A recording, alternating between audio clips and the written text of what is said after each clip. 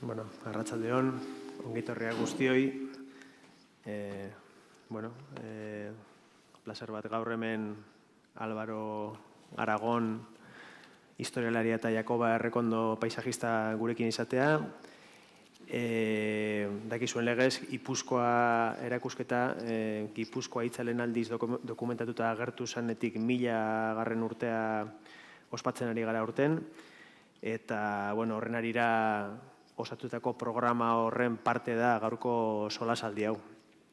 Hasierako hitzaldietan gai historikoagoa jorratu genituen, apur bat lurraldearen jatorria, eta bere bilakaera politiko-administratiboarekin lotuagoak agian, eta gaurkoan apur bat bide horretatik irtengo gara eta paisaiaren gaiari helduko diogu.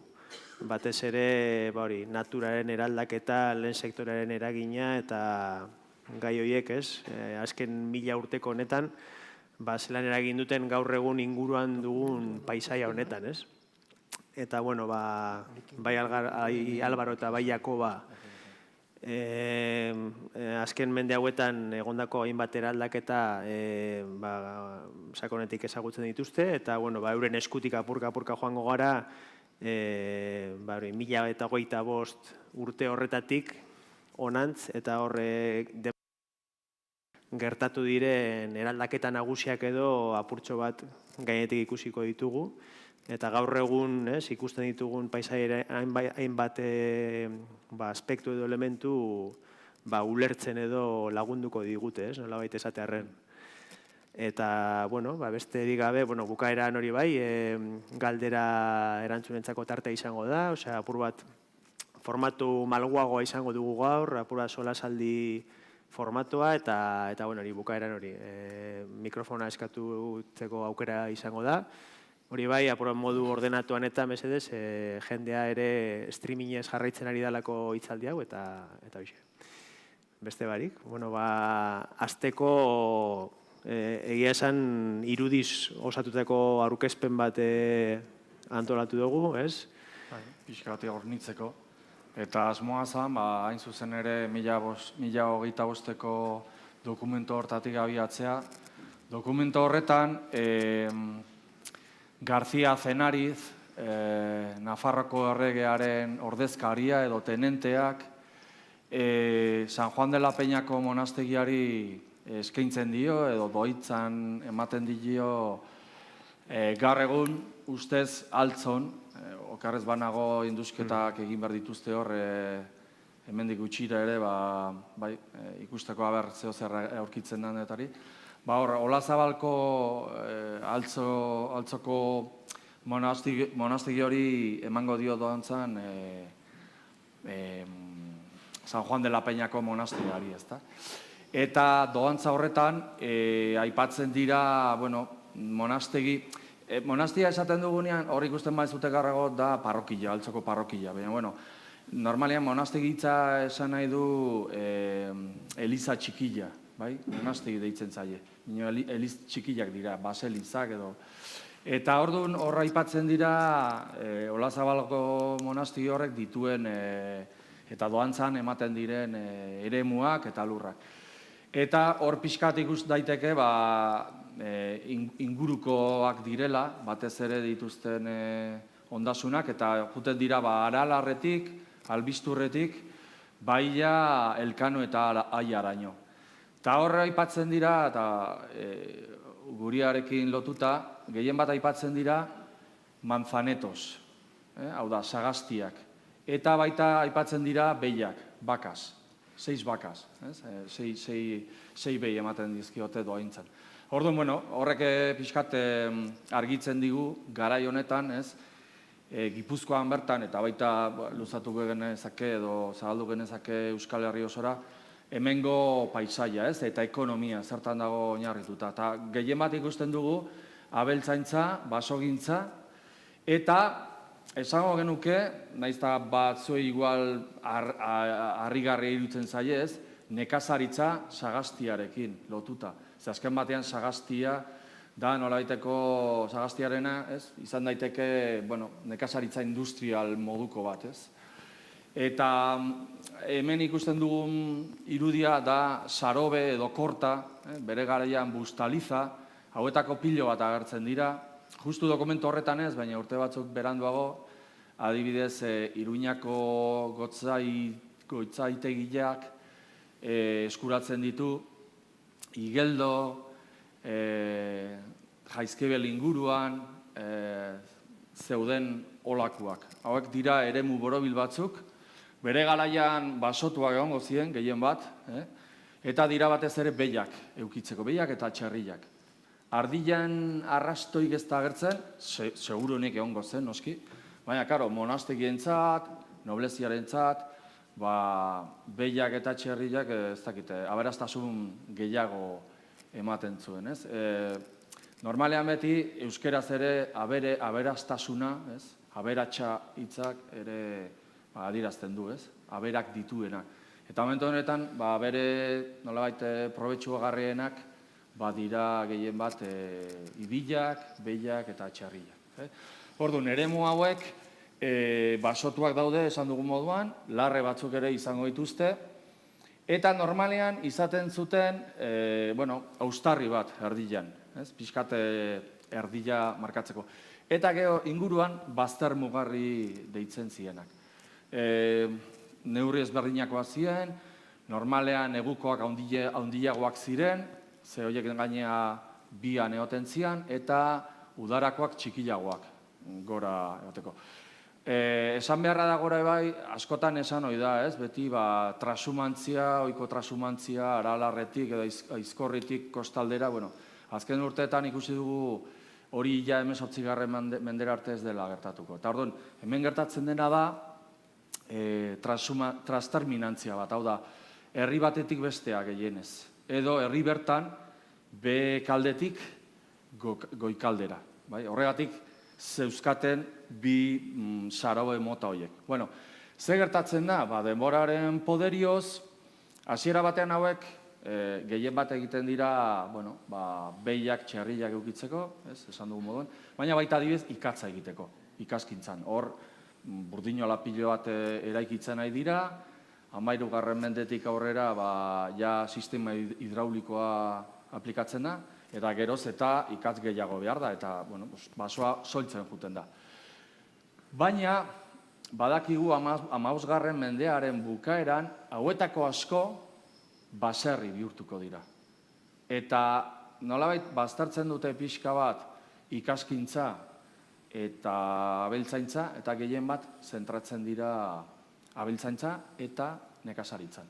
Eta, esango genuke, garai batean hor txabola edo ola deitzen zena, egurrezkoa zena, oain beste neurri bat hartuko duela. Eta baserri, gaur egun ezagutzen dugun baserri modukoak bihurtuko dira. Eta horren adibide nagusiena da Igartu Beiti. Azkenean ustute mugitu inditugula, ez? Kasualidades.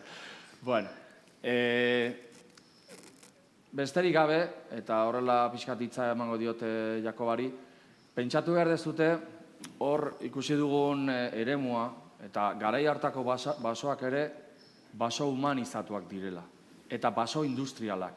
Hau da, ikusiko dugu, gero hortaz hitz egingo dugu pixkat, nola ja 15. mendetik, bai iparraldean eta bai hegoaldean hasiko dira basoak kudeatzeko neurriak hartzen. Horrek esan nahi du, hor behar bat badagola, ardura badagola, eta gehien bat ikusiko dugu, nola herri lurrak eta herri basoak direnak zatitu ingo dira. Eta batzuk bideratuko dira ikatza eskuratzera, eta beste batzuk aldiz, etxegintzan edo itsasontzigintzan behar diren piezak, zurokerrak eta baita olak eskuratzeko. Orduan ja, nolabait, basoaren tratamendu ezberdindua dago. Zanaet, horrekin,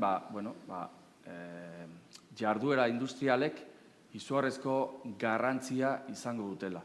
Ordurako ja, hemen ditugun hiribilduak sortuko dira, eta gainea, baso horiek normalean hiribildu horien jabegokoak edo jurisdikziopean egongo dira.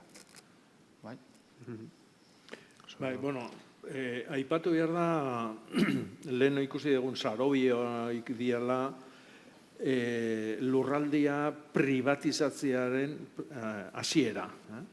Lurralde guztia berez danona da, ordura arte. Suposatzea baserri edo kastrotan bizi dela jendia. Jendia industrializazioakin behera bailarata eta jaisten hasten da. Merkataritzakin, erromatarran eman hartu horrekin eta bar. Eta gero hasten dia basuan ustiapena jarraitu behar du. Zatik basua da jendarte industrial horren oinarria, ez da? Orduan, sarobe hauen erabilera da basuan erabilera pribatuaren lehenengo hasiera esango genuke. Aipatu duen bezala, Albarok aipatu duen bezala, erdin mugarri badauka, hemen Gipuzkoan artamugarria deitze zaio, artua, bakizu ezer danez, 11. mendian,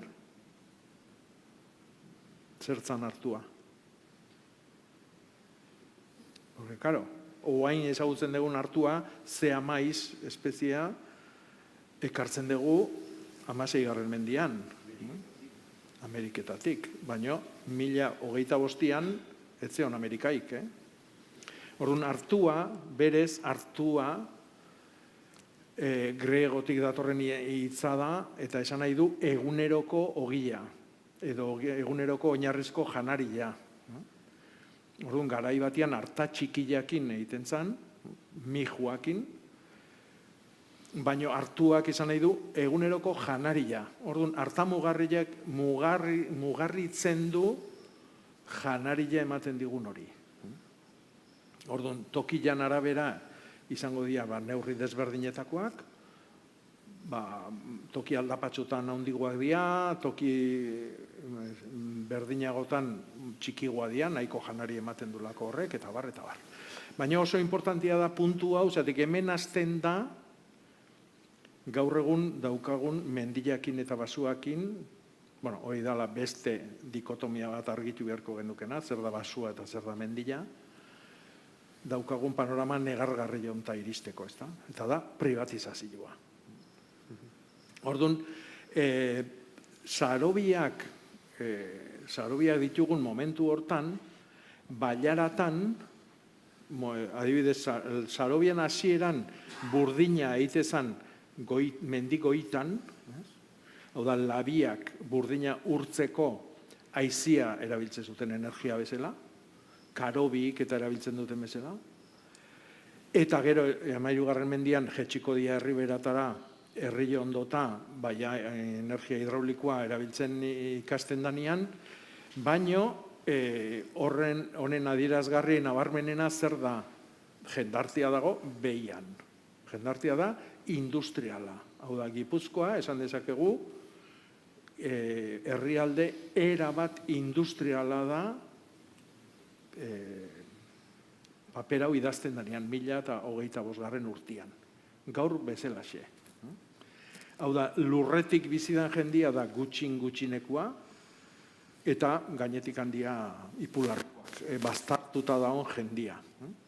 Jende garrantzitsua da, mehatzaria, burdinelatan lanian nahi dianak, menditan aipatu ditugun basoiei, adarroidi, pinabarroidi, forma ematen nahi dianak, baso mutilak, horrek danak eskatzen duen garraioan dabiltzan hitzaiak, bere hiripariakin, ontziolak, segurako, hemen ikusi deun argazkio, hoi segura da, hiribildutan, bailara guztitan dazkau hiribilduak, eta horiek merkataritzan kontrola egiten nahi dira, Kastillatikan itsasora ateratzen nahi dan artilia eta laboriak batez ere, zerealak, eta hiriparian abiaduran etortzen dira, klaro, edo manduan, karruan abiaduran. Orduan, herri gelditu beharra daukate, jutia dako garrazkia. ikuste bali madeu segura, beti almendran forma, hau tipikoa da, historia ikasi ezuena jakingo ezue, eta gero arrabalak, kanpuan dauden etxe hauek, eta han batez ere ikustezue, sarrerako hortan, dana etxeak hiribildutik kanpora. Horiek dira logistikan lan egiten dutenak. Hau da, etortzen da gurdi bat edo karro bat, seguran 13. mendian 85 notario zeuden. Orduan, danazian eskribauak. Oinbeste janari dakar karru honek, oinbeste ateratzen da Ordizialdea, Tolosaldea, Hernanialdea. Orduan, gurdi, konpondu, behiantzako, irintzako eta zaldintzako tokik hemen kanpoan egongo zian, eta hor bizidia, senyorituak, ezta? Eta, adibidez, Kastillatikan sarrera hemendikan zan, San Adrianetikan, eta gero jungo zian hori Ordizira, gero handikan Tolosara, Tolosatik Hernanira, Hernanetik Pasaia edo Donostira, edo, bueno, orduan Donosti Hernani zan. Orduan, ulertu behar dugu, erabat industriala zan gizarte batian gaudela momentu hortan. Ontziolatan izugarrizko jendetza izan lanian, adibidez hemen bertan aginagan 4 ontziola zeuden hemendikan 3 mendeta, dokumentu ontatikan 3 mendeta, eta ontziola batian agian 200 arotzek lan egiten zuten. 200 arotz, imaginatu, horiek behar duten hornidura, egurretan bakarrik. Egurretan, janaritan, kalamua, sokak eta lokarrik eta iteko, belak iteko, orduan, izugarrizko jendarte industriala zegoen. Baserritik etzan existitzen. Eta gizarte edo jendarte industrial honek eskatzezun edari bat. Bakizue, urik ezin da edan, ura txarra da, bai ordun, da bai gaur egun ere, mendiko ura ezin da edan. Guk ura edaten dugu kimikoki tratatuta daukagolako, bestela erdi baino gehiago ez ginake hemen egongo, gaixotengo ginake, etengabe, eta gara jartan gehiago. Pestia, tifusa, bueno, danak uretan ibiltzezian gaitzoi. Orduan, inorketzun urik edaten. Eta zer edaten zuten, batez ere, sagardua. Horregatikan, Alvarok aipatu duen bezala, donazioko dokumentu hontan, bere donatzen dian lurrak deskribatzen ditunean, horra saltzen dira, baserrik, osuak donatzen dira, mendi osuak baitare, eta terrenuan eta sailen deskribapenetan gehiena saltzen den hitza da Manzanedo o Manzaneta. Manzaneto edo Manzaneda. Horrez esan nahi du, Sagastilla zala oso importantia. Baina ikuspegi industrialetikan. Ez nik niretzako zahardu aiteko 15 sagarrondo dazkat. Ez. Zailak eta zailak. Eta imaginatzeko sailua ingo bagenduke, Gipuzkoa osua, imaginatu beharko genduke, herriberatan eta mendin erdimailaino dana Sagastik, dana, etzeon besterik, baserritarrik etzeon, nekazaritik etzeon, eta erditik gora dana basuak. Basu horiek ketan, batez ere ikaskintzan. Ikatza batez ere asko biertzalako burdina produzitzeko. Horren oizan, jendartia oizan, gure ekonomiaren, gure negozioaren oinarria. Eta gure negozioa zein zan itsasua. Itsasuan, hemen itsasotik ateratzen zen Kastillako produzio guztia, horra, momentu hortan, garai hortatik anatzea, azten da, Espainia itsasuan konkistan, batez ere, hemen ere ikitzezian galeoiei esker, eta hemendikan Kastillako artilia eta laboriakin batea, ateratzen zen batez ere gure burdina. Oso importantia zen burdina hemengo negozioako. Eta horrek erakusten du zenbateainoko baserrik eraikitzen hasiko dian 15. mendian, oaingoz pentsatzen da lehenengo baserrik 15. mendian azken laurdenekuak diala, zarrenak, ordura arte bordak, txabolak, olakoak izango zian mendin, edo kabainak, gaur egun Kantabrian, edo Asturiasen, edo Galizin ikusten ditugun bezala, han ez dago hemen bezala, 200-600 metro kuadroko planta duten baserrik, eta horren esplikazio bakarra da zenbat diru etortzezan itxasotikan, ezta? Orduan, gure burnila, gure produzioa zen, baina baita ere trapitxeatze gendun Kastillako produktu horiekin danakin. Eta gero, Europatik ekartzezan, oialak, tintiak, espeziak, danetatikan, hemen diru asko zeolako, eta Kastillan ere bai. Orduan, horrek, jendarti horrek eskatzezun edari bat. Eta kasu honetan, gure kasuan da, sagardua. Iparraldea jute balimagia izango da garagardua, hegoaldea jute balimagia izango da ardua, hau da, kultura bakoitzak eta gizarte bakoitzak daka bere edaria. Beti hartzitua izango da, konserbatu alizateko alkoholakin, eta baita ere, gero erabiltzen dute hori urpixka batekin nastutzeko, eta orduan alkohol horrek uroi desinfektatu egiten du.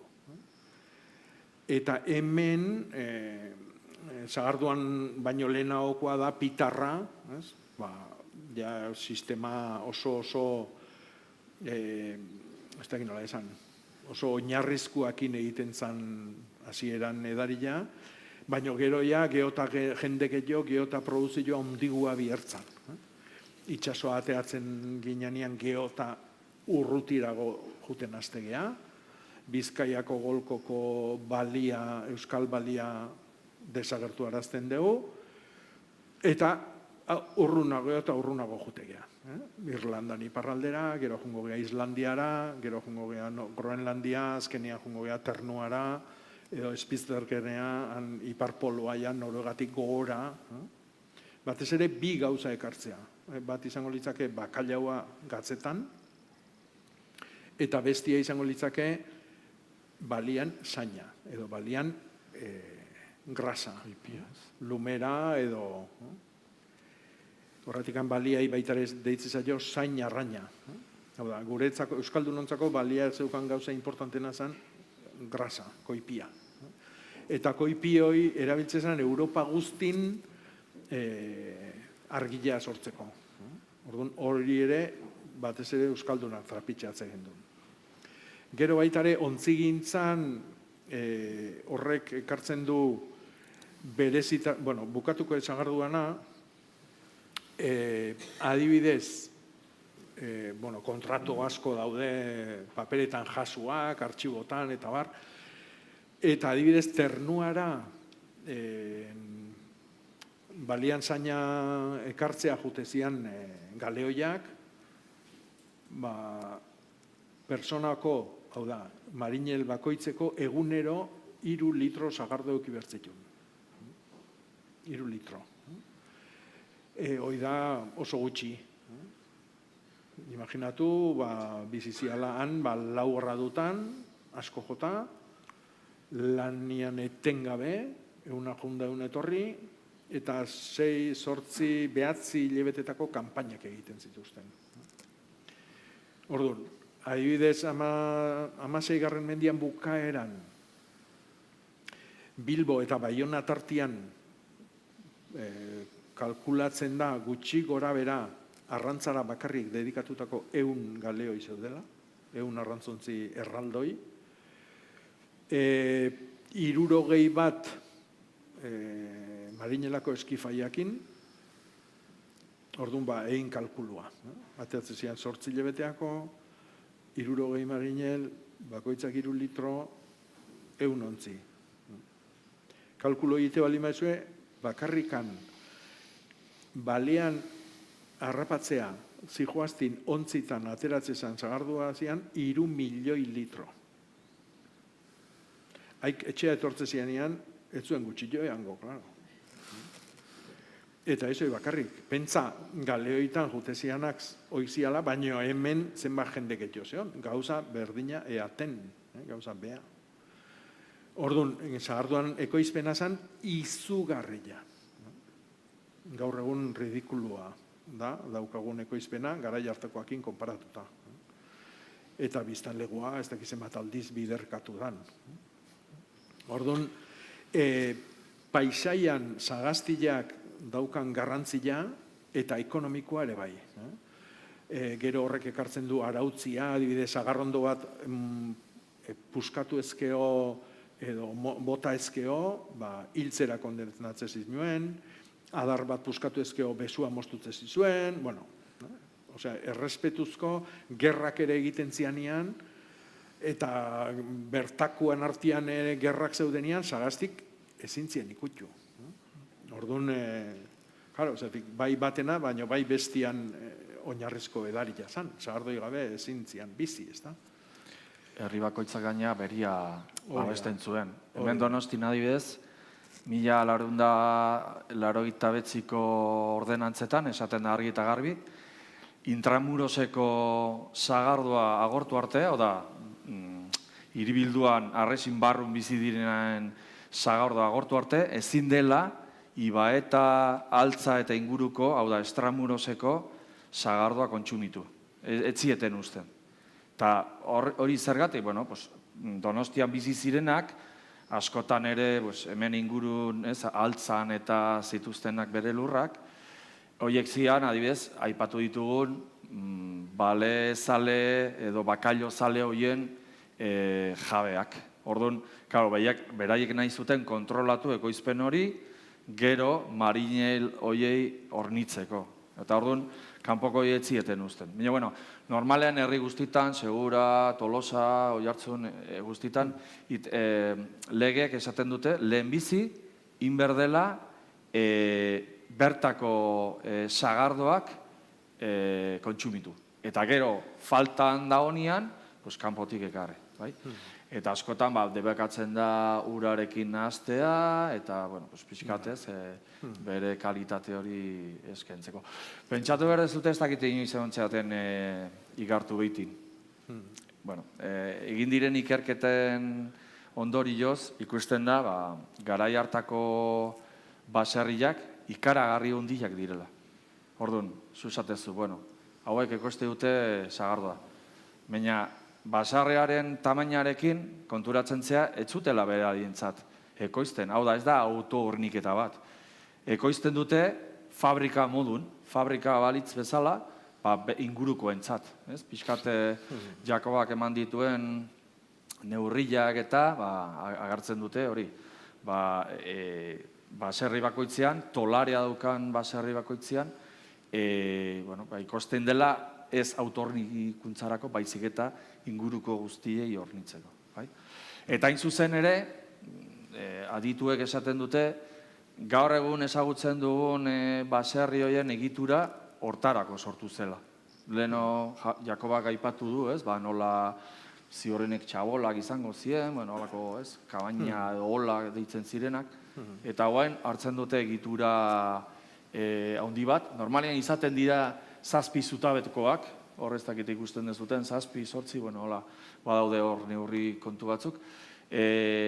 Kasu batzutan dira solairu bakarrekoak, bestetan bi solairukoak, baina ikusten da egitura osoa gehien bat tolareantzako, tolare sostengatzeko egina daola. Gero, jungo dira, gehitzen, ez dakit, ukuluak, beste estantzia batzuk, eta sartua da torrenean ere 17. mendean, goikaldean lehortzeko eta bar. Bino, gehien bat egitura horre ikusten dezuten egitura, da hain zuzen ere tolare hori sostengatzeko. Ez da nekazaritzan edo abeltzantzan ebiltzeko. Ez batez ere, sagardua ekoizteko da.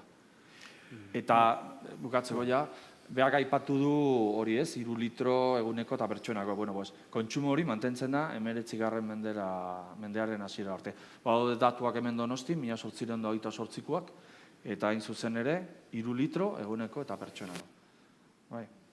Jendeari esaten diozunean, esaten, ze mozkorrak zeuden, mozkortuta egun osua. Ez, pentsa behar dezute, guain dela gutxi arte, ez dakit, eraikuntzan ibiltzen zirenak, ez, gozaltzeko soli sombra edo patxarra hartzen zuten, indarra hartzeko, karo. Pentsa behar zute, pertsona askotan ez zutela, egunian, otordu bakarra zutela, orduan, alkohola erailtzen zen indarra hartzeko gehien bat. Ze gaina ura ezin zanean, beti, normalean nahiko kaxarroten zan. Egila da, balezaletan ura ere, txakolina ere ematen zuten, eta gero ardoak, kalitatezko ardoak, Ribadavia, Bordel eta ez dakize, bino, horiek izaten zian gorankoentzat, kapitainentzat eta. Bai, eskifaian ibiltzen ziren bakarrik sagardua edo txakolina. Eta ura ere ematen zuten, baina batez ere sukaldatzeko. Hor, garai horretan erabiliko den platorik edo ohikoena, ez dakit normalean nik uste dut jendeak entzuna dakala da, lapikoa, oia deitzen zaiona. Eta orduan da, lapiko batean ura bota, eta hor barazki batzuk, tokatzen danean edo dagonean urdai pixka bat, ez, nola baiteko, ez, gazi pixka bat, eta gero, hori, sopa eta, altzanien, haragia jaten zuten. Orduan, horrekin konformatu behar. Gero, suposatzen dut, birian eta han ere ternuan, arraiak jango zituztela, edo bertakoekin elkartrukatutako haragileak ez dakit, ez, itxas txakurrarenak eta euskalo, ez dakit hori. Kalkulurek eginda, lehen aipatu duzu esan kopuru horiekin jarraituz, edadurari dagokionez sagarrondoek bere momenturik gorenean zenbat hektarea hartuko zituzten, imaginatzen oso kalkulo zaila izango dela, baina... Nik botako nuke gaurko Gipuzkoako lurraldian eren bat. Sagarrondo asko galdu da bidean. Bai. Dokumentazioan ikusten da, ia herri guztitan. Aztakeri bat. Baina gero espezializazio bat egontzat. Artoaren iristiarekin ere hori gertatu zen. Zenbait lekutan atzera egiten juntzan. Adibidez, dokumentazio ikusten zu, eta Ibar inguru horretan, Arrasaten, Lekeition eta sagardo pila bat egoizten zen. Eta sagasti pila bat zauden. Baina, 17. mendetik 18. mendera juten dira ja baztertzen, galtzen juten dira. Eta espezializazio bat gertatzen da. Eta sagastiak mantentzen dira eta inkluso zabaldu iten dira inguru honetan, Pasaian inguruan. Zergatik, hain zuzen ere, ternuako eskaria dagolako. Orduan, horiek atzera egin beharrean, zabaldu iten dira. Hor ere, esan beharra dago, iparraldeko flotak, bai bakailozalia eta bai balezalia, hemen Pasaian pasatzen zuten negua. Eta orduan, Donostiko hiribildukoek etzieten Lapurdiko sagardoak ekartzen. Erosi behar zituzten Donostikoak. Kriston negozioa itxia zeukaten. Hoiei deitzen zai dokumentazioan los cosecheros de Donosti. Eta horien artean, okendotarrak, beroiztarrak, hemengo oligarkia, ez? Nolabait dena kontrolatuta zeukan, bere barko horiek eta merkataritza barko horiek hornitzeko. Eta orduan, karo, pentsatu behar dugu, garai horretan ere, hemen eskaria hundila dagoela. Eta orduan zeiten da, Pasaian inguruko herri horietan, Usurbil, Hernani, Astigarraga, Oiartzun, hau da, zer daude gaur egun hor? Sagardotegiak. Espezializazio hori 17. mendetik dator. Eta hor oso garbi ikusten da.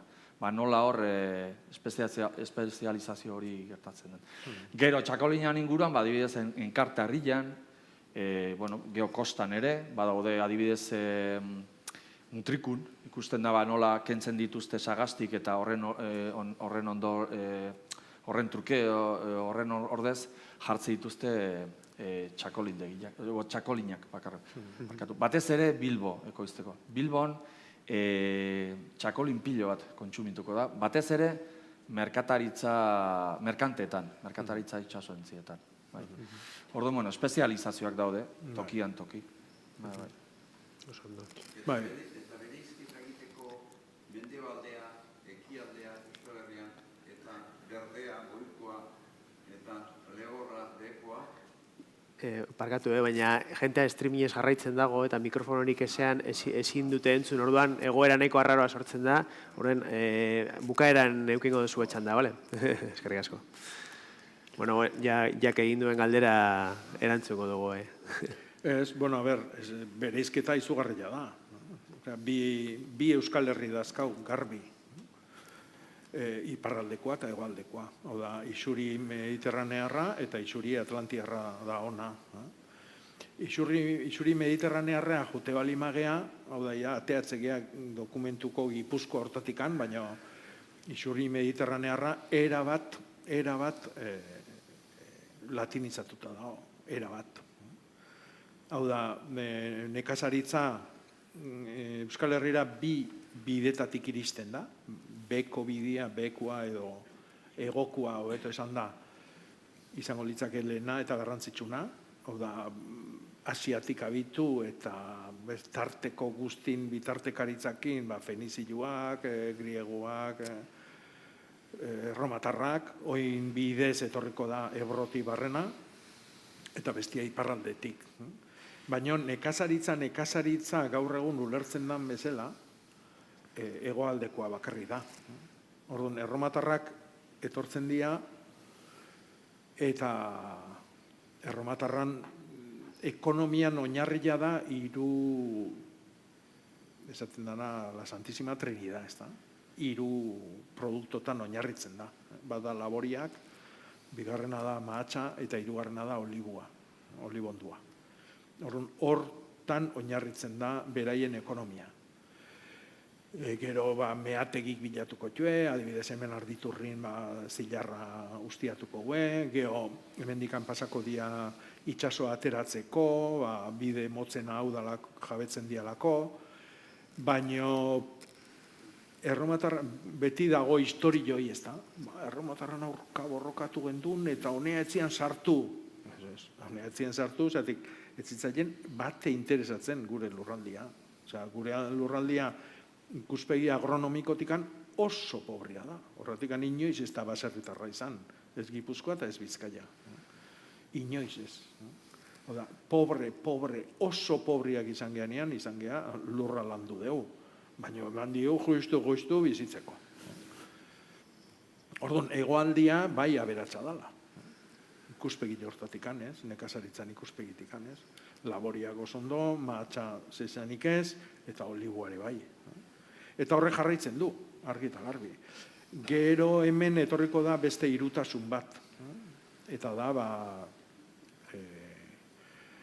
ja kapitulu hoi bukatzen nahi danean, hau da, erabat industrializatuk aberatsak munduan txilborra gea, Euskal Herria, Kastilaren munduko imperio osua hemen oinarritzen da, hemen dauden galeoi diseinatzaileak, hemen dauden ekonomia, hemen dauden inbertitzaileak, juten dia Sevillara, juten dia Ferrolea, juten dia Asturiasea, hortikane merkataritza kontrolatzen nahi dia. Eta orduan, horkoa da izugarria. Adibidez, egunen batian aukera bali makasue, Zumaiako Eliza jun eta ikusi handagon kuadro bat, oso interesantia dana, eta da, galeoiak armatze zituen armadore bat, eta ez zitzaion burua jun, baizik, da zan, garraio hortan beha pentsatzezuna, ez da? Armatzen du bere galeoi onena Flandesea juteko, eta momentu hartan munduko pintore famatu nazanak bere erretratu bat egiteko. Eta gero etortzen da, erretratuakin etortzen da bere galeoian. Orduan, horrelako gizarte batien genen. Gaur egun ere, gutxi gora bera ikusi ezakegu, ez da? Baten batzukin, ez da? Eta jokabide batzukin. Orduan hemen ematen zan hoi. Egia da, beraztasuna zala izugarria.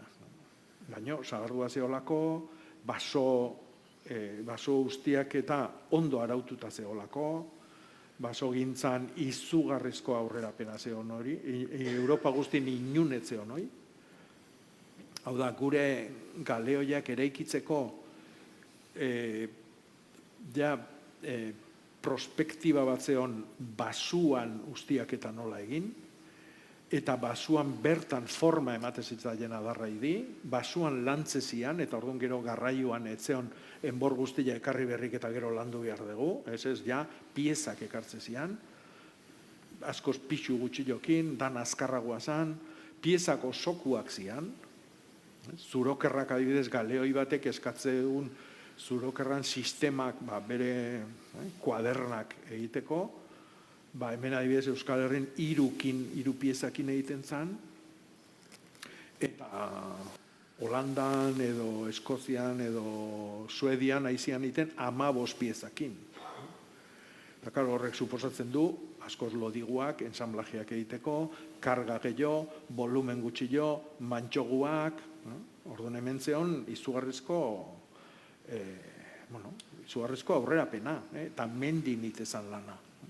Horretik mendilian basogintza zan oinarrizkoa, eta hor oso ondo araututa zeon hoi, ze baso da borroka izugarri bat egonda mendetan eta mendetan, eta garaioitan iristen dira akordio minimo batzuta mendila edo basuan nola ustiatu, ezta? Batetik daude larriak nahi dituenak, behiak erabili nahi dituztenak, txerrik eta bihorrak batez ere.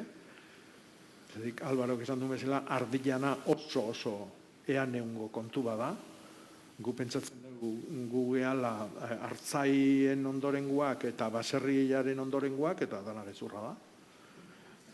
Orduan, behiak, bihorrak eta txerri batez ere zeuden, eta hor arazua zan batez ere bihorrak. Zatik, moztutzen balima dugu aritz bat hemen gertatzen zana, ontzik egiteko edo etxe bat egiteko, hori berritzen danean bihorrak jan egiten du, eta alturan balima dago ere bai. Eta orduan hor, akordio batea iristen geha, gero Alvarok esplikatuko diguna, eta da mugarruak egitea. Orduan, arbolak ez dira moztutzen betikan, baizik moztutzen dira 2,3 metro o 3 metroa. Bi horra hundinan muturrare iritsiko estantoki batea. Eta orduan gero hor berritzen da. Eta horko adarroik izango dira erabiliko ditugunak bai energia egiteko, bai ikatza egiteko edo suegurra egiteko, eta baita ere ontzik eraikitzeko formak ematia. Euskeraz ez dakit. Ipinabarra. Bai, ipinabarra, baina orkaipendon. Orkaipendon. Orkaipendon, bat da, zurokerra galeoian eskeletu egiteko esango gendukenak, eta bestiakin egingo genituzke plantak. Orduan, hor zeon espezializazioa izugarria zan. Eta sagarduakin bezala, gero, oain gelditzen dan zona hontan, eta txakolinare gelditu dan tokitan gelditzen da bezala, irikine berdina da, irin kultura. Imaginatu zenbat iripare ibiliko zian aurreatatzea oidanakin. Bi adibide simple ekarrizkitzuet idea bat egiteko. Adibidez, 1620 urtean Zarautzen San Juan Bautista galeoia uretaratzen da, botatzen da. 600 toneladakoa. Hau da, 600 tona eamatia zezkan. Izugarria gara jartako. 300 iriparen artean atea zuen ureta. 300 iripare elkarrekin lanian. Osea, imaginatu dezagun 1620an azteko 300 iripare bildu inbierdia. Orduan, kalkulatzen dugu, ez dakiz ilargitan, ez dakiz egunetan, izango da marea handina, eta bezperan, edo 300 leno, danakan egon behar due, katenaria prestatzeko, egitura guzti prestatzeko, 300 iriparek elkarrekin, lurretik, ondartza ateatzeko galeoia. Horratikan, zeatikan iridemak egiteko plazak itxas ingurun daude. Horretikan baita. Karo, juntatzeia 300 itzai, eta irik askarroikin noa etorria ez, eta hi ez da gizer, da orduan apustu guztik eta danak handikan, ez da. Orduan, sagarduana bezala, hauek ere, kulturako ezaugarri hauek ere, badutela ze esana, ez da. 1583 botatu zuten 200 tonako beste bat, 30 urten leheno, Santa Maria de Zarautz izena duna, eta hua 200 iriparek atea zuten. Baina baserririk ez to. Hau da, lurra lantzen duen jendeik ez da, Orduan, iriparia da, gaur egun, kamionak bezala. Garraioko sistema. Eozin gauzetarako irik erabiltzezian. Orduan, oso importantia da, horrek esplikatzeu, gure izaera, eta pobrezian ondoren, negozio, bide hori bilatu ondoren, hor garatzen da. Eta horrek ekarrizun, bai, irigintzan eragina, ikusi dugu, segurako adibidea, baina baita ere basuarena. Eta basuan batez ere aritza izango da garrantzitsua. Hemen, hain nahi zitzeiten Gipuzkoan. Aritza izango da garrantzitsua, baina beste askore oso garrantzitsuk izango dira. Lizarra, adibidez, imaginatu behar dugu galeo joik danak barrikaz beteta ziguaztila. Danak barrikaz beteta. Barrikak eamango zituen gatzaz beteta, adibidez bakaila utafotezianak, edo sagardoz beteta, eta gero ustutze zian, sagardua ustutzen zijoan hori, beteko zuen balian zainakin, edo gatzitutako bakailaoakin. Orduan, ontzigintzan, barrikagintzan ere ikaragarrizko egur premila zeon, barrikak itezian egozin gauzakin, baita paguakin, gaur imaginatzen ez ditun egurrakin. Uztaiak, gaur egun jendiago atzen da, gaztainakin indako uztaiak, eta baina gara jartan, altzakin, urritzakin. Orduan, egur bakoitza zeukan bere erabilera.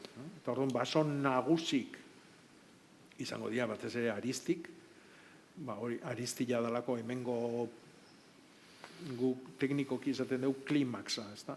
Guk abandonatuko bagenduke lurralde bat bere kaxa utzi eta 500 urtetan danak aristi izango liake. Lehenengo sasila izangoa, gero garua etorrikoa, gero urkila, gero lizarra, gero astigarrak, eta orduan sekuentzioetan klimaxa hemen aritza da. Horretik hain ondo etortzen da aritza. Lurralde hotzagota korazio jungo baginake pagua da. Ur askoze gehiago bihargo. Baina hemen oinarria da aritza.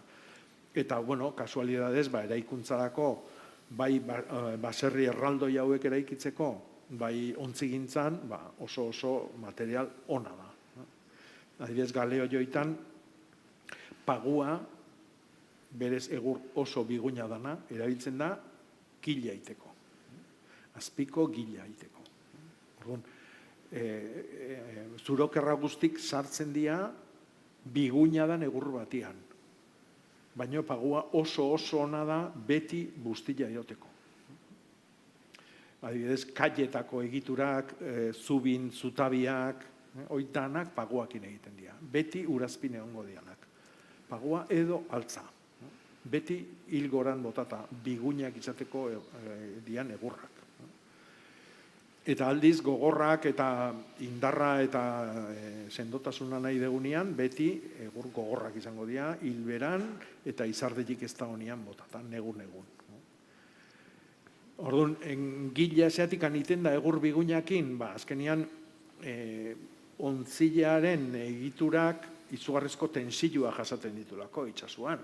Orduan, hoi nora baitera pasa behar da edo trasladatu behar da. Orduan, egur biguin hoi da, muelle lana egiten duna. Hori gogorra izango balitz, gertatzen diala, daude eraikuntzak, ontzigintzan batzutan erabili izan du da hitza, ontzi puskatu iten dira. Azkenean hori trasladatu ezin gelditzen da, eta txikitu iten dira. Orduan, baino, imaginatu behar dugu gure basua dana mugarroz eta txondorrez beteta, ikatza egiten, eta azpin sagaztik. Hori da panorama, emezko... Pixkate, irudi hortan ikusten dena, ikusten ez duten moduan, larrez beteta dauden, hau da, berde nolabait argilagoa dena, 600-700 metro tarte, hor izango litzateke, lehen aipatu dugunez, sagaztik, larre, hartatxiki ereiten zen leku hori, eta bizilekuak. Eta mendiak pixkat gorago.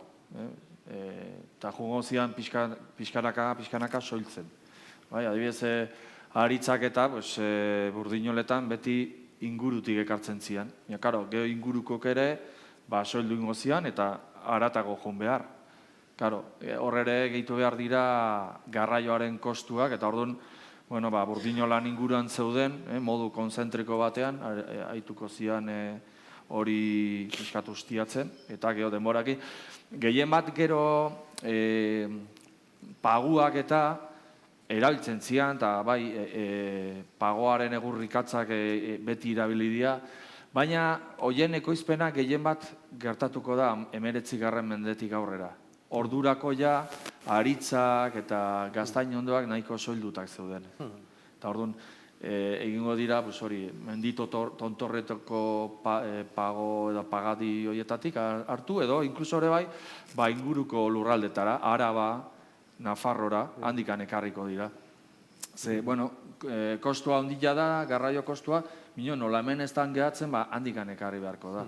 Eta, bere garaian, geho, batez ere industrializazioa jatzen danean, espezia arrotzak etorriko da. Eta, irudia da pixkat hori pixkat adierazteko. Hemen hau dakazute Oiartzun, urkabetit hartuta, eta hor ikusten zute hirigunea. Eta gero inguruan, gutxi gora bera, 400-500 metro arte larriak daude. Garai hartan, hor galzoruk, hartazoruk, sagaztiak egongo ziren. Eta gero basoak gorago, argi eta garbi. Eta, nolabait nekazaritza eta beltzantzaren zabaltze hori handitzen denean, justu ere hori handitzen joango zen. Eta, bakarrik goikuak geratuko ziren. Jakobak esan duen moduan, eta ni leheno pixkata aipatu dudan moduan ere, basoaren kudeaketa oso goiz egiten da. Eta egia da, Europako beste eremuetan ere, 13. mendean baditugula arauak eta ordenantzak eta bar, baina Gipuzkoak eta Euskal Herriak berak berezitasun asko izango ditu. Zergatik? Leheno pixkate komentatzen egon gen horregatik, ez? Oso ere txikia gea. Gipuzkoak ditu 2000 kilometro karratu. Eta gaina, dentsitate demografikoa beti handia izan da, behintzat erlatiboa, ez? Eta orduan, jarduera asko egon dira, basoaren eta mendiaren inguruan interesatuak. Orduan, hor borroka oso handiak izan dira. Horregatik, hasieratik, oso goiztik, arautu intzan, horren ustiapena. Eta badakigu adibidez, 14. mendean, ditugula baso batzuk bideratzen direnak ikatza lortzera, eta beste batzuk etxagintza eta ontzigintzarako, hori da. Zurokerrak, pieza bereziak. Eta aldi berean, badakigu 14. mendetik, mintegiak sortzen dira. Mintegiak ere, ez dira inun aurkitzen. Europatik etortzen zian honea eta harritutak gehatzen zian. Adibidez, Luis XIV-ak 1672an edo inguruan, bidali zuen bere ministro bat edo, nahizun, Frantzia bere imperio hortan ez, itxasontziak eraiki, eta orduan bidali zuen Pirineo aldea tipo bat, Luis Frudoar izena duena, eta beha egokitu zitzaion, batez ere Akitania inguruko lurraldeak, mendebaldeko Pirineoa, eta egontzan Biarnon eta Nafarroa beheran, Zuberoan eta bar. Eta tipoa harrituta gehatu zen, han ikusitako barekin. Beha esaten zuen, Frantzia osoan ez zaula olakorik. Eta gora ipatu zituen, alde batetik mintegiak, pepiniers edo deitzen dile, eta gero bestetik, beste zuaitz arraro batzuk deitzen diena tetaj, latet, kabezones, buru handiak, eta bestera batea deitzen diote pomiers. Zergatik? Sagaztiak bezala, mozten edo inasten zielako. Orduan, hori oso kuriosa da. Badakigu hemen Gipuzkoan, ez dakit jarri ditzakezun ipinabarrak, ez atzeago. Mugarroak edo... Mugarroak. Ila 17-18 mendera arte, hemen Gipuzkoan dauden zuhaitz ohikoenak dira txaradiak, hau da, lur-lurretik mozten diren honek, eta tantaiak. Baina, badakigu kostaldean erabiltzen direla beste batzuk hoiek direnak, desmotxos edo trasmotxos deitzen direnak, bai? Hau da, 2 edo 3 metrota, Jakobak esan duen moduan, mozten direnak. Zergatik, ze arazoa zegoen txaradikin? Txaradiak moztu ite dituzu, normalen mozten zian 15-12 urtean behin, ikatza egiteko edo lehen aipatu ditugun otargintzarako, uztaiak lortzeko, baina gehienak eremu hontako 80 gutxi gora herri lurrak dira. Orduan ezin dituzu esitu, behin moztuta ezin dituzu babestu. Ze hor dago, behiek eta txerriek eta berek dakate pasara eskubidea. Orduan ezin dituzu esitu, eta janite dituzte. Orduan, zeingo dute, konturatzen dira, horrela ezin dutela jarraitu, ze azketa edo atzeratu iten dela. Orduan, ingo dute mozketa lurretik egin beharrian, 2 edo 3 metrota. Horrela ja ez dira aiatzen, kimuak jatea. Eta orduan, sistema honekin, lehen esan dizu eta 14. mendean ikusten dugu, badagola, baso bat ikaskintzarako, eta beste baso bat etxegintza eta ontzigintzarako. Hemendik aurrera, baso bakarra egongo da. Ze, zuhaitz honekin, jarduera guztien beharrak asetu ditzakezu. Hau, San Migueletik aurrera, ematen ditu ezkurrak. Orduan, sartu ditzakezu hor txerriak edo behiak jatera. 8 urtean behin, hau da, ez 12 edo 15, aurreratu iten da mozketa zikloa. Adar txiki horiek, hori ikusten dituzten adar txiki horiek, moztu daitezke ikatza eskuratzeko, egur ikatza eta txondorrak egiteko. Eta 60 urtetik aurrera, ja, 2 adar nagusi horiek, ipinabar horiek edo orka ipendon horiek, ja, erabilgarriak daude. Hain zuzen ere, hau behar bat ez dakizute, baina hortarako bere momentuan Brad Lowenek egin zuen ikerketa irakurri beharko zenukete, Red Bain agertutako San Juan Nahuaren pezioa dauzkan egurrak dira 60 urtekoak. Osea, gazte-gazteak dira. Justu ja, erabilgarriak zeudenian, moztu intzituzten, barko hori egiteko. Bai? Eta, hor erailtzen dira barenga horiek, bularkamak, kurbatoiak, genolak, lehen aipatu digutugun, zuroker guztiok. Eta gehien bat, hau nagusituko da. Dakagu bi inkesta moduko bat. Bere momentuan, Filipe Bigarrena interesatuta zegoen Europan zituen gerrarako, edo Amerikatik ekarri behar zituen altxorrak ekartzeko, nolabait behartu zituen hemengo ontzigileek barko handiak egiten. 600, leno Jakob aipatu duen zaruzko hori, 600, 700 tonako itxasontziak. Barko horiek egiteko, hauek ezinbestekoak dira. Hemendik hartzen dira ze horiek. Baina, ze gertatzen zitzaion momentu horretan? Justu, eremu honetan, nagusik zian, lehen aipatu ditugun txaradiak eta tantaiak. Eta orduan, txaradiak hontan bihurtu behar dira. Eta hori da beak ematen duen nolabait agindua. Txaradiak hasi behar direla, ipinabar bihurtzen. Eta hori hasiko da egiten, adiz, Legazpin, Hernanin, Oiartzunen, Errenteian, 17. mendetik aurrera, garai batian txaradiak zirenak, gidatu egingo dira, eta hortan bihurtuko dira. 1756an, Gipuzkoako korregidoreak egiten du beste itaunketa edo inkesta bat, eta ordurako jaz dago illa txaradirik, oso txara gutxi geratzen dira. baten bat geratuko zaban, hori, hortan gitzan erabiltzeko, edo ustaiak egiteko. Eta zuhaitz gehientsuenak dira olakoak. Eta tantaiak ere, baina gehien bat olakoak. Bai, adibidez, Espainiako itsas armadak kejatzen da, bueno, itsas armada ez, 1805 Tubenot generala, hau da, tropa napoleonikoak hau hartu zutenian, bertan hementzea zeudenian, nahi zituzen hemendik eraman egurrak Frantziako itsas ontziteria hornitzeko edo. Eta orduan itaunketa bat egin zuen, eta juntzan herri-zerri ikusten aber zenbat zuhaitz zeuden, ja prest itxasontzi gitzan erabiltzeko. Eta bakarrik aurkitu zituen 175. Tantaiak zirenak eta nolabait hortik oholak ateratzeko eta bar. Eta esaten du, ez da zuhaitzik ez dagoelako, baizik eta zuhaitz gehienak muharrak dirako.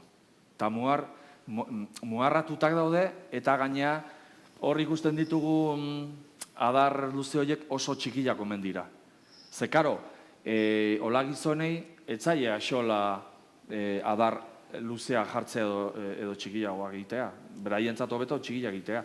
Karo, marinarentzat ez badira horrelakoak ezin dituzte zuroker horiek atera. Eta hortaz kejatzen da. Hau da, hemengo hola gizonek ez dutela inongo ardurarik. Eta horregatik, ordurako ja ez direla horrelako piezak eskuratzen. Orduan, ikusten dugu, nolabait basoaren moldaketa badagola.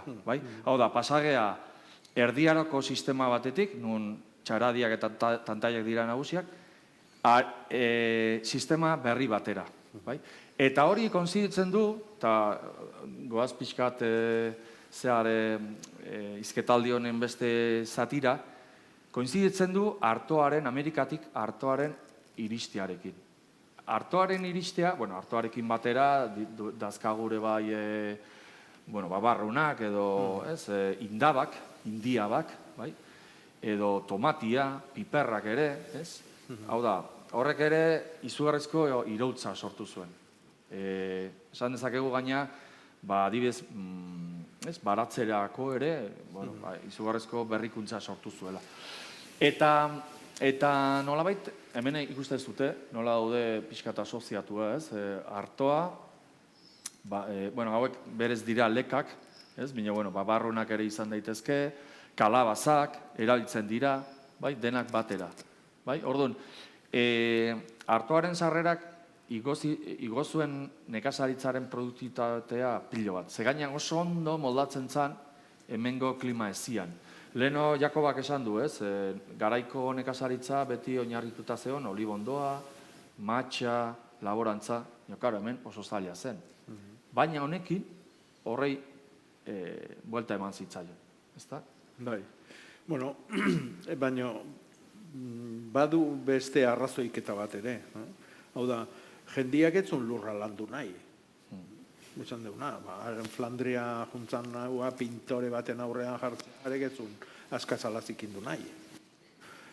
Baina ze gertatzen da, Espainiako erregiak erotu egiten dira, eta eromen hortan, hartze dituzte, konfiskatze dituzte, espropiatze dituzte, hemengo merkataritzako ontzik, arrantzontzi handik, eta armada bezala bialtzetue inglesakin eta holandarrakin eta gerra itea, noski. Erotu eta zeuden, eta orduan gerra guzti galdu intzituzten, hemen ontzi guzti galdu zian, itxasuan zeon nagusitasuna ere galdu eintzan, gure esportazioak ezintzian atea, burdinolak gelditu inbir izan duzian, txondorra gelditu inbir izan duzian, meategi gelditu inbir izan duzian, ontzik eraikitzeko diru iketzeon basogintzan utzi inbir izan duzan, iribildutako jendia ze janik gabe gelditu zen, diru sarrerari gabe, ontzi olatakoak berdin, kaietan lan aite zutenak, eta bar. Orduan, izugarrizko desastria etorri zen. Eta orduan jabetu zian, Ameriketatik ekarritako hartu horrekin, orduan hartua ez ziren dituko, harta txikitea zen orduan hartua, garillak baino 7 aldiz gehiago produzitzen du. Hau da, guk sail bat garillakin ere iten dugu Gipuzkoan. edo hartuakin erein, usta kilotan alderatzen bali madeu, 7 aldiz handigoa da hartua egin dezkeo. Orduan jabetu zian, lurretik bizitu zitekela, gutxinez jatze jana eukiko zuela. Zerit, danak zeuden lur jota. Orduan hasten da, zagardua egiteko makinak etzian baserrik eraikitzen. Eta orduan, zagardua egiteko makinak dazkau, igartu behiti, dala lehenengo makina, dala baserri osua makina bat, egurrezkoa, dana, fatxadak eta dena egurrezkoa, nik apustu ingo nuke baita tellak egurrezkoak izango ziala, gara jartan. Eta hori da, guk tolare gotikoa deitzen deguna, gotikoan garaikoa dalako, ez diseinua datikan. Gero etorri hori da etxian egitura osua da sagardotegi bat. Hau da, ez jendia bizitzeko, ez ganadu eukitzeko ukuluak, ez ezer. Gero etorriko da, horrek eraikuntzan arazuak sortzen ditu, zetik egitura mugitzen hasten da, eta bar, eta bar. Eta orduan, hor dator gero beste tolare bat, nun etxe horren egituran barrun beste egitura bereizi badakana, eta da tolare barrokua, 3 ardaz dituna, gotikuak ardaz bakarra dauka, eta sagarra jotzen dan askatik kanpoa dago ardatz hori, orduan hor argazkitan ikusten dan abe erraldo joi mugitzen du, eta horren arabera, hemen gora egiten badegu, hemen zanpatu egiten du, eta apoioa betikan gora pasatzen badegu, hemen behera egiten badegu, baita ere zanpatu egiten du. Orduan, hor aldaketa da, etxean egitura izatetik, etxe barrun sagardua egiteko makina apartekoa da. Horrek esan nahi du, sagarduak garrantzia galtzen dijoala. Desastre honen ondoren, ez dago diruik, ez dago sagarduak ez daka olako irteeraik, eta jabetzen dia hori, lurralanduz bizitzia dakela. Eta orduan hasten da lurraldearen konkista. Oinarritzen dana, hartua, babarruna eta kalabazan, 3 hoitan. Gero baita ere, gara jartan jatezian, arbik, babak, hilarrak, eta gero xiago etorriko dira, tomatia, piparra, patata, hori danak. Baina hasierakoa hartuak ekartzen du. Eta orduan, hasten da, baserri geho eta txikiguen eraikuntza. Lur honenetan daude tolare baserrioik. Esaten da, batez ere Bizkaian da Gipuzkoan daude tolare baserrioik, Nafarroko iparraldean baten batola, 1000-tik gora tolare baserri zaudela, imaginatu, ze produzioa zan sagarduana. Zatik, azka oitako batian, 5.000 kilotik gora sagar sartzen da, joaldi ero. Eta sagarra nahi balimadeu eta horta jartze balimagea, dakau usta hilian lehenengo usta, eta otxa hilian oaindik sagarra jotzen nahitzia dakau nahi balimadeu. Orduan, pentsase produzioa. 1000 baserri zeuden gutxi gora bera oitakoak, baina hoik zeuden toki honenetan, claro. Geografikoki, kokapena, irismena, eta bar, eta bar. Eta orduan gero hasten dira, gero eta toki txarragotan. Toki ospeletan, errekazulotan, eta orduan lurraldia baso guztik botatzen hasten dira, sagaztik eba, izatik ez da inbeste bier, bakarrik da etxeako bier dana. Eta orduan dana bihurtzen da, Albarok esan duna, belaziak, larriak, orduan bakoitzaren ganadua garrantzitsua da. Eta hor nakau, 20. mendian hasiera arte, geota baserri gehiago eraikitzen dira, geota txikiguak, geota kaskarragoak. Eta hoi dia gero, 20. mendian berrindustrializazioakin, lehenengo ustutzen hasiko dian baserrik noski. Hoi dia eskulan merkia emango dienak industriai, oso toki txarretan bizidan jendia. Eta horrek ekarriko du gero, basogintzan ere aldaketa, ez da. 1888 Adande Jartzak galdaka hon landatzen du lehenengo pinudila. 3 moztualdi izan ditunak, eta gaur egun, panorama oso eskasian da ona, baina oraindikan ere pinu originalaitatikan batzuk bizidianak, 130 urtekin. Eta horrek ekarri dizun mentalidade erabat desberdina. Hau da, baserriak indarra galtzen du, nekazaritzak, lurralantzeko nekazaritzak indarra galtzen du, eta basuak hartzen hasten da lurraldioik. Eta lurraldioik, exotikoakin, batez ere pinuakin, pinu beltza eta pinu maritimoa, baina gero etorriko dira beste espezie batzu gaitare, zedruak, kriptomeria, izeiak, sekuoia. Eta orduan hor dakau, baserrian ustioi, abandonu hori, gero 20. mendian gertatzen dana, baserrik ez di abandonatzen toki honetan balima daude, ondo komunikatuta balima daude, industriarako biria ez balima da oso luzia, hiritan ingurun balima daude, eta bar, bertan bizitzen jarraitzen du jendia, baina ez dira nekazarik. Danok ezagutzen dugun panorama. Gehien bat alturan zeudenak, edo leku malkartxuetan, eta horiek abandonatu ingo dira. Eta baserri batian igual 7 famili bizitzezian.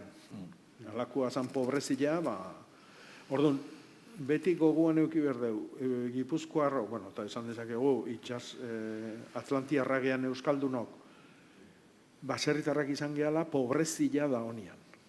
Orduan, inoiz ez gea izan baserritarrak. Jatorriz ez gea baserritarra baizik. Pobreziak eraman gatu lurra lantzera. Oain gertatzen nahi dan bezala. Gero eta pobregoa gea, jendeak gero eta interes gehiago daka lurra lantzian. Hor, 18. mendean adiez Larramendik aipatzen du, ez? Ematen du pixkat bere koreografian Gipuzkoaren errealitatearen margo bat. Pentsatu behar dugu, beak bizi izan zuela, ez, aurretikan. Orduan, badakigu gutxi gora bera, Artoaren iristearekin, 17. mendetik aurrera, beak Larramendik 2 eremu bereizten ditu, Gipuzkoa mailan. Bata da Goierri eta bestia Beterri. Beterrin gehien bat nagusitzen dena dira hartaldiak, guain ja, hartaldiak dira nagusienak. Nola bai, baztertu dituzte txerriak eta behiak eta idilak eta kontu horiek. Artasoruak dira nagusi, eta aldiz Goierrin horre lurrak malkartxoagoak dira, agian ere Artoa eritzea zaila da.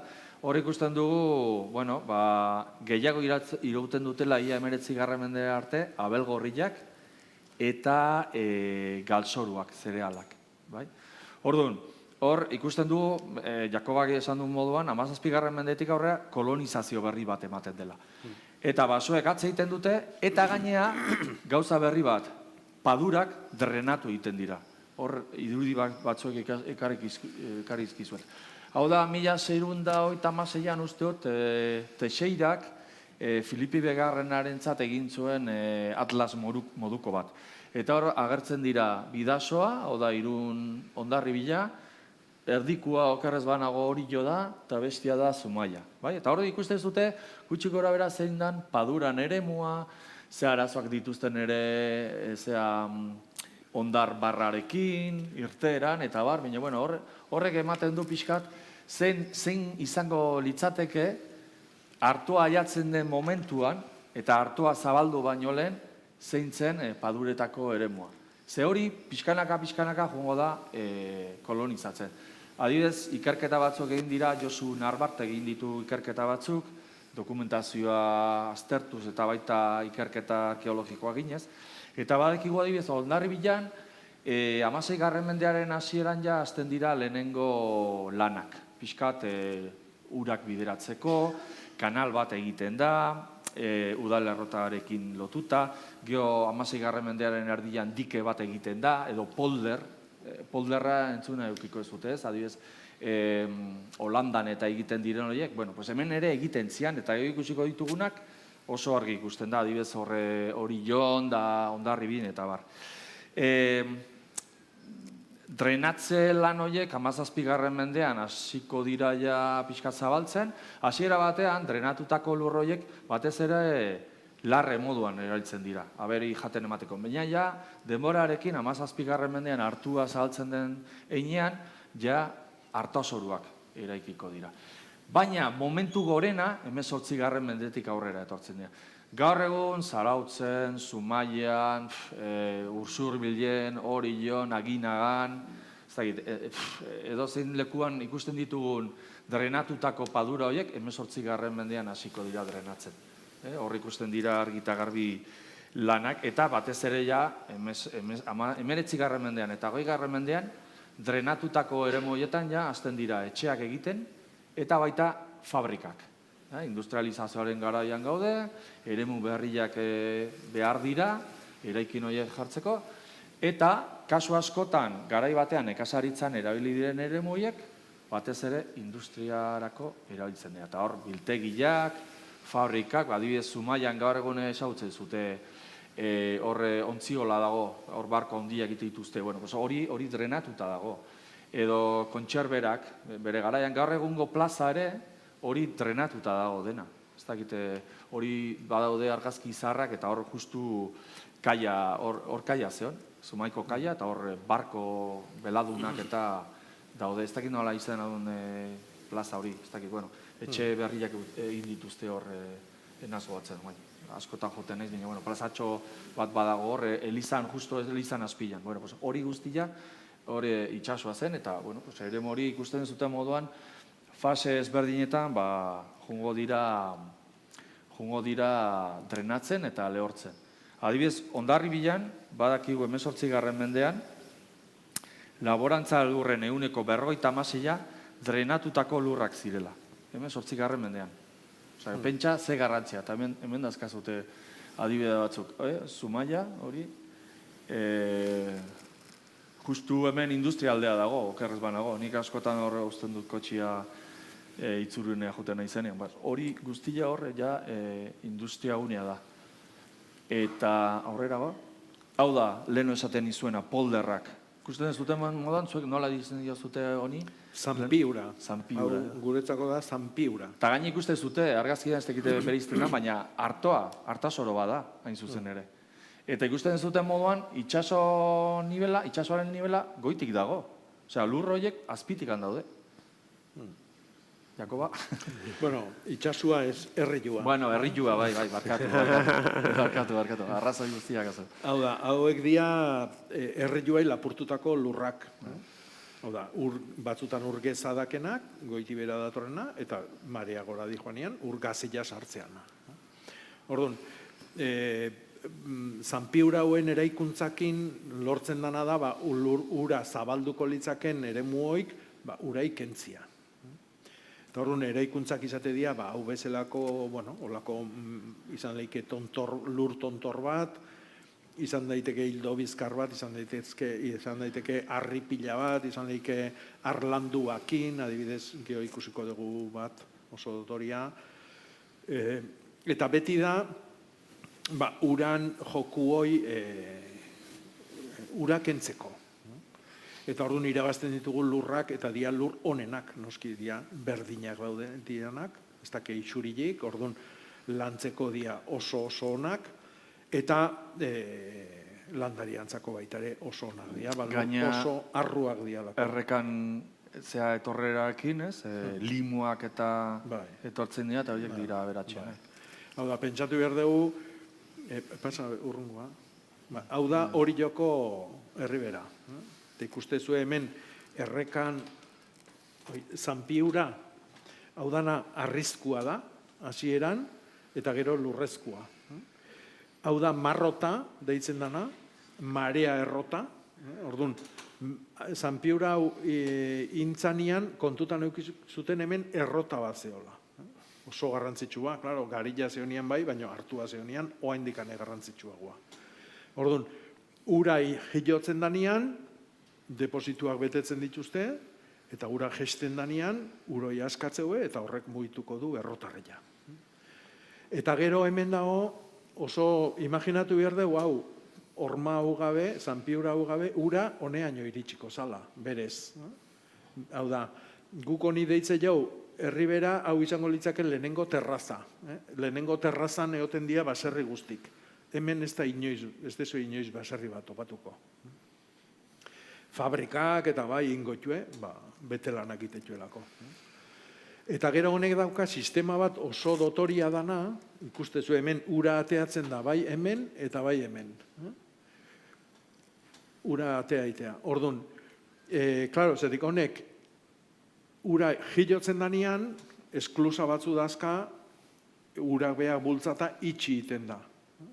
Eta orduan, ur gaziloi, itxasoti datoren ur gaziloi, ez da sartzen honea. Eta esklusa bada, ura maria jesten danean, barrenen da urak bultzatuta, esklusa hori iriki egiten da, eta hor geza atera egiten da. Eta horren egin daiteke euri asko egiten, baina hau inoiz ez da euri jakin beteko. Eta orduan, uran funtzionamentua da, urak hauek dia, ikustetxu zu edanak dia, saila txikik eta erreioei perpendikularrak dianak. Hauek dia, eraikuntza hontan parte hartu zuten baserri guztin daukaten sail bat. Horretik handia hain txikik sailak. Eta tarteko azakila, hau da, muga iteun lubakila edo azakilak, ura eamango du barrua, azaki nagusi honta. Eta gero, nagusi honek ditu bi drenatzeko gune. Baina ura, ez dugu ura zuzenean botatzen herrioa, baizik ura iten dugu bildu, eta gero bi esklusa bakarrik eukitzeko prestatuta du. Hau da, ingeniaritza aldetik handa, izugarria. Hau da, dana, Arabiai ikasitako teknologiak. Eta orduan horrekin, lortzen dugu, batetikan berdinak dian lurrak, lur oso emankorrak zeatikan, zanpiura honek ez du eozein altura. Ujalak daudenian, uholde handik daudenian, prestatuta dago altura jakin batea ura sartzeko. Orduan, guk ura sartuta honea ze lortzen dugu. Hemen, abiadura izugarrien jungo litzaken ura zabaldu, lasaitu, mantxotu, bestela hori joan hemen herrin lotuta dauden ontzi guztik eaman ingo lituke ujalak. Eta eraberian, honea ura sartzen da, eta ur hori dator Gipuzkoako Zegamako puntatikan hasi eta urak bildu ditun lur honenak dakarkizki. Eta horrea sartzen denean, lurroik hor gelditzen dira, horretikan ujal batek iteu, hau aberaztu. Horretikan dira lurrain arruak, guk esate jo gorri mausarra, limo erderaz. Orduan, oso lantzen oso erresak dira, eta oso emankorrak dian lurrak dira. Orduan, hau da, hartuan eta baserrian mentalidadian ondorioko astakerik esan dezakegu naturan ikuspegitikan. Baina, bueno, guk fijatze bali magea, guk egin degun guztia. Guk eraiki degun eta oain momentu ondan daukagun Gipuzkoa guztia, eta Euskal Herri guztia esan dezakegu. Ez da hola metro kuadro bat naturala danik. Hau da, oso gaizki itzeite dugu, esaten deunean parke naturalak, edo natura, ez daukagulako, dana gezurra da, dana guk eraikitakoa da. Hau da, proba, garbila, basotan egin deguna, dana moztu, kendu, berri jarri, biriakin, urak mugitu.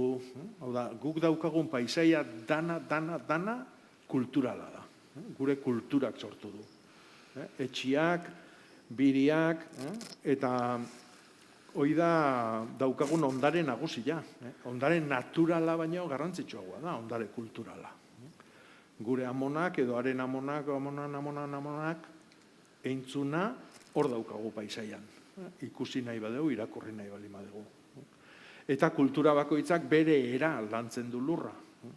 Eta bere erako basuak itetu, bere erako paisaia sortzen da. Adibide oso garbila dakau, adibidez Kantabrikoan, ikuspegi agronomikotikan edo lurran ikuspegitikan, kliman ikuspegitikan, ez alde handilik, baina behi da ze paisaia desberdina dauden hemen, edo Kantabrian, edo Asturiasen, edo Galizin. Hemen dauzkagu hori 600 metroko plantako baserrik, Asturiasen daude kabainak, Galizin daude txabolak. Orduan, bakoitzak, kultura bakoitzak eraiki dugu eta sortu dugu daukagun paisajia.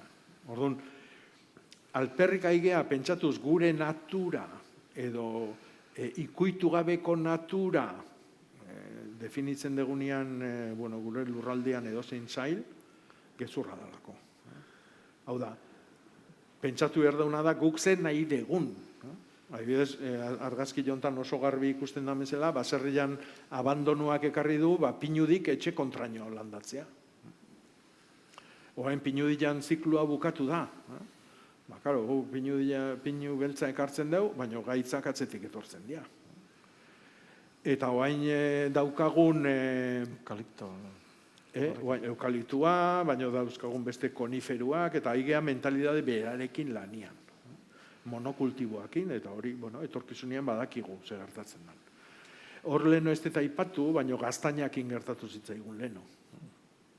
Gaztainak baserriaren fase horta junginanean, izugarrizko garrantzia hartuzun, negun oinarrizko janaria bihurtu zalako, baserritarrentzako, eta 19. mendian bi gaitza sartu zian, eta danak eraman ditu aurrian hartuta. Eta hemen ez dauka etorkizunik, gehiago gaztainazetik lurrian dazkagu gaitza horik. Orduan, pinuakin gertatu da, gero eukaliptuakin gertatuko da, eta bar. Orduan, edo, 13. mendian egintzan entente hori martxan jartzen dugu, hau da, jendartearen gogo desberdin guztik elkarrekin mailan gainean jartzen ez ditugun bitartean, hola ibiliko gea. Orduan, gara jartan elkartu zian larre haziendazekan jendia, arotzak zianak, ontzigileak zianak, ikaskinak zianak, suegurra behartzutenak, burdinolaz eskatenak, eta danan artian arautu zuten ze erabilerak eman paisaiai, ez da? Sagaztik, basua nolakoa, baso tipo desberdinak, garuak nun, eta bar. Eta gaur egun, hoi eiten ez badegu, elorrillo dakau. Da panorama hoxe dakau, momentu honetan basuakin. Nik uste dut, ordu eta erdi daramagu, 1000 urteko bidai hau egiten, eta, asko luzatu gara, eta igual momentua da, norbaitek edo galderarik badu, ontsi da unea galdera luzatzeko, ez dakit norbait animatzen den. Bat berotu bitartean ni gauza bat aztu zait esatia, eta da oso importantia da gure paisaian baitare baratza. Baratza, gure imaginarioa nola kolonizatuta daukagun eta ja latinizatuta gauden, gaski begiratzen dugu, baina hizkuntzak ez du gezurrik esaten. Euskaldunak ez dakau hitzik jardina esateko, oain asmatu dugu lorategia, ez da. Jardina gloria bakarri baldia bezala, ez da. Nik esate jot eskulturategia, edo eseria aulkitegia, claro, porque jardinak. Baina Mediterraneo aldea jute bali magea, hizkuntza eta kultura mediterraneoak bereizi teitue baratza, hau da, elikagaiak, hau da, gure elikadura fisikoa ematen diguten tokik, huerta, adibidez gazteleraz hitzein da, edo elikadura estetiko, intelektuala ematen digun jardina. Bi hitz dazket, horrez esan edo bi toki diala. Hori gertatzen da gazteleraz, katalanez, italianos, griegos.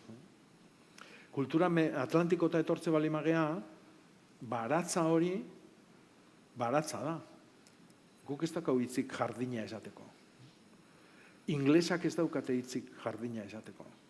Frantsesak ez daukate hitzik jardina esateko. Hau da, beste nola bate ikusten dugu guk egiten duguna. Horrek esan nahi du. gure baratzean daola jardina, baita ere.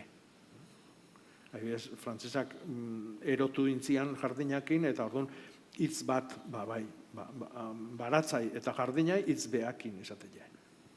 Eta guretzakore berdina izan beharko luke.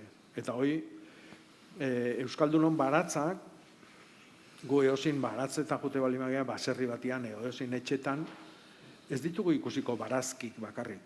Ikusiko ditugu sendabelarrak, usaileko landariak, sokak eta lokarrikiteko landariak, frutarbolak, fruta emateuen arbustuak, loriak, zuaitza hundik. Orduan, gure baratza da, gure imaginarioan daukagun, gu jartze balimagea etxe horren atarin eta begira jartze balimagea paisaia, paisai hortan ikusten dugun guztia daukagu baratzan. Hau da, gu badakigu han sendabelarra daudela, han zuaitza daudela, frutarbolak, eta. Orduan, hoi danak etxe ingurua ekartzeitugu. Eta hoi da gure baratza. Orduan, Euskaldunon baratzan diseinuan hori dena dago. Hori, hemendik kanpoa, esate ditzuet, Inglaterra jute bazete, Irlanda jute bazete berdina gertatzen da, baina hegoaldea eta ekialdea jute bali bazete, ez da hola.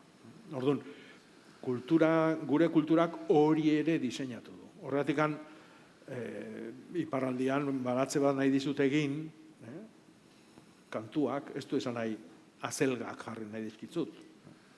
Nahi du, horrelako baratza bat, ez da? Zure bizitzako behar dituzun gauza guztik izango ditun toki bat. Orduan da, guretzako baratza da, barazki baratza, baina da lore baratza, da frutarbolan baratza, da erritotan erabiliko ditugun landariak, erramua, hoxe, lehen pasa intzaitetan. Oso ondo, ez dakit galderarik edo badago? Bueno, luze joan gara, benetan eskerrik asko, Álvaro eta Jakoba, plazar bat zuekin gaur hemen egotea, eta urren arte, eskerrik asko. Zuei.